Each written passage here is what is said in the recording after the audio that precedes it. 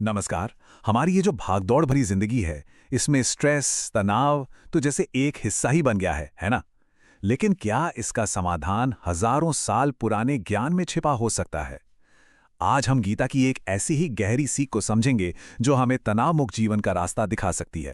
जरा सोचिए, कोई बड़ी प्रेजेंटेशन हो, कोई इम्तिहान या कोई बहुत जरूरी फैसला लेना हो। अक्सर ऐसे मौकों पर दिमाग कुछ समझे उससे पहले ही हमारा शरीर हमें सिग्नल देने लगता है कि अंदर कुछ ठीक नहीं चल रहा है। और पता है सबसे कमाल की बात क्या है? हजारों साल पहले एक प्राचीन ग्रंथ में इसी एहसास को, इसी शारीरिक तनाव को बहुत ही सटीकता से दर्ज किया गया था। सीदंति मम गात्राणि मुखम च परिशुष्यति वेपथुश्च शरीरे में रोमहर्षश्च जायते। ये शब्द हैं अर्जुन के। सोचिए, महाभारत के युद्ध के मैदान में जब अपने ही प्रियजनों को सामने दुश्मन के तौर पर देखा तो वो कितने गहरे संकट और तनाव में होंगे। तो ये जो भारी भरकम संस्कृत के शब्द हैं, इनका असल में मतलब क्या है? देखिए, ये सिर्फ कोई कविता नहीं है, बल्कि हमारे शरीर का एक बहुत ही जरूरी मैसेज है। ये डर और चिंता का एक एकदम सटीक फिजिकल डिस्क्रिप्शन है। हाथ पैर कांपना, मुंह सूख जाना, पूरे शरीर में एक थरथराहट होना, ये सब तनाव के वही लक्षण हैं जो हम सब आज भी महसूस करते हैं। लेकिन गीता सिर्फ लक्षणों की बात करके रुक नहीं जाती, वो समस्या की जड़ तक जाती है।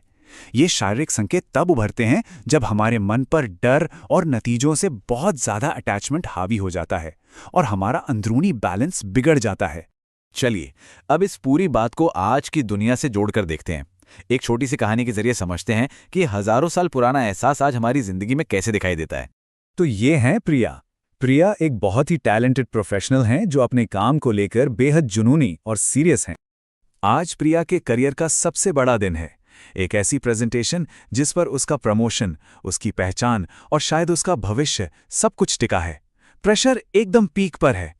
ये लक्षण कुछ जाने पहचाने से लग रहे हैं ना? जी हाँ, बिल्कुल वही जो हजारों साल पहले अर्जुन ने महसूस किए थे। प्रिया का शरीर उसे साफ साफ सिग्नल दे रहा है कि वो बहुत ज्यादा तनाव में है।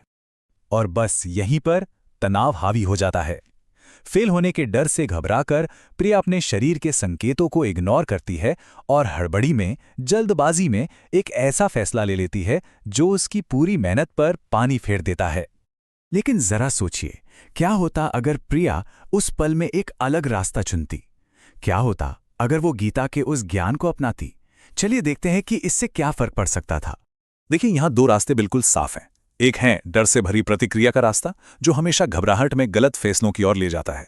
और दूसरा रास्ता है एक शांत, समझदार प्रतिक्रिया का, जहां पहले शरीर के सिग्नल को समझा जाता है, एक पल के लिए रोका जाता है और फिर अपनी तैयारी पर भरोसा करके एकदम क्लियर होकर काम किया जाता है। और यही है गीता का वो मूल सिद्धांत, निष्काम कर्म। इसका मतलब ये बिल्कुल नहीं है कि मेहनत मत करो, नहीं। इसका मतलब है अपना 100% दो, अपनी पूरी तैयारी करो, लेकिन रिजल्ट क्या होगा इसकी चिंता में खुद को मत डुबाओ।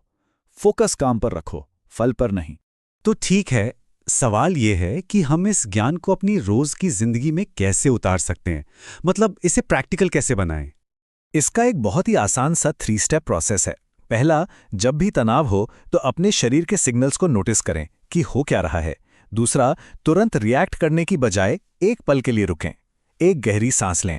और तीसरा, उस शांति की अवस्था से अपना अगला कदम उठाएं, ना कि घबराहट से। इस अभ्यास का असर वाकई कमाल का होता है। जब नतीजों का डर मन से हट जाता है तो मेंटल प्रेशर अपने आप कम हो जाता है। मन में एक शांति और स्थिरता आती है और इससे हमारे फैसले ज्यादा साफ और बेहतर होते हैं। गीता जिंदगी को भारी नहीं बल्कि हल्का बनाती है। तो अब सवाल ये उठता है कि अगली बार जब तनाव के शारीरिक संकेत मिलें तो क्या उन्हें घबराहट में नजरअंदाज कर देना है या फिर उन्हें एक समझदार दोस्त के मैसेज की तरह सुनना है? ये याद रखना बहुत जरूरी है कि हमारा शरीर हमारा दुश्मन नहीं बल्कि एक बहुत समझदार दोस्त है। हमें बस उसकी बात को थोड़ा ध्यान से, धीरे से सुनने की जरूरत है। वो हमें कहीं और नहीं बल्कि वापस हमारी अपनी शांति की ओर ही ले जाने की कोशिश कर रहा है।